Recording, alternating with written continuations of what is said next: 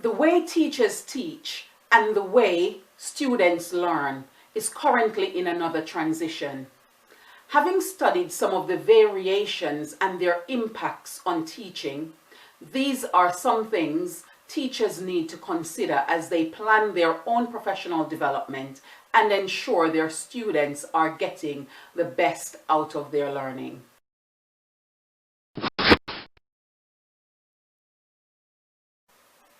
Some schools would prefer for their teachers to deliver live-streamed lessons for each session of their teaching. As a teacher, you will need to understand the ramification of this on your practice. Students learning remotely also means that they are able to manage their time and learning to suit their way of life. Some students, often those you want to be on the live lessons, may not be present at the scheduled timings. To avoid needing to relay the information repeatedly, videoing or audio recording these sessions and sharing them would support the process and standardize the experience for all learners.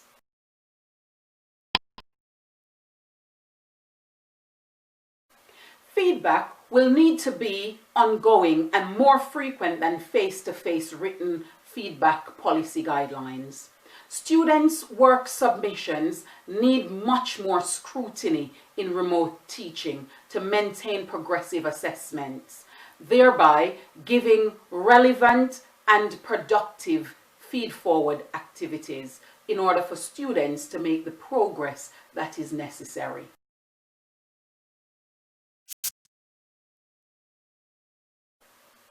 Planning time during remote teaching can be considerably more than in face-to-face teaching.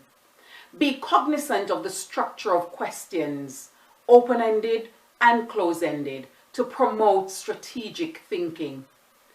Also be aware of the activities and their nature that students are going to be having to undertake for their learning. Teaching remotely requires questions that encourage students to share their thinking surrounding their ideas and develop independent learning skills so that they can succeed without the traditional teacher presence.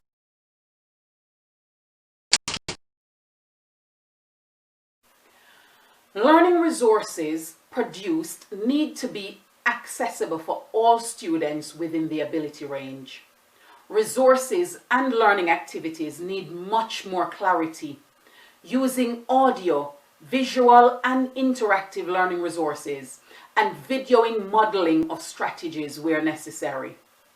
The time for these things also need to be taken into account in the given working day to give you sufficient time to complete your other duties and responsibilities. There is also more need for creative and stimulating materials that already exist or that can be created to improve the students' learning experience.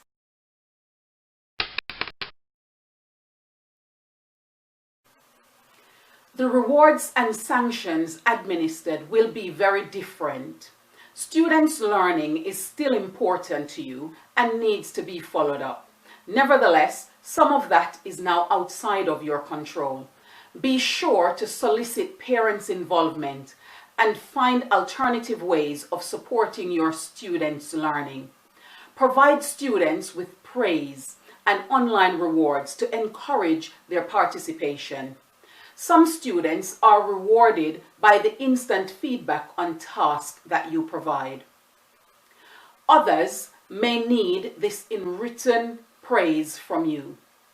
There may also be additional online rewards such as badges, tokens, certificates, and prizes to keep them engaged. It requires added time to process, record, and monitor these rewards, but a worthwhile endeavor. There may also be costs to some of these prize options. Think about how these can be added to your practice. Teaching remotely has its benefits. For the best outcomes, teachers need to practice clear and effective communication. They need to showcase compassion and empathy, being patient and invested in the overall success of students.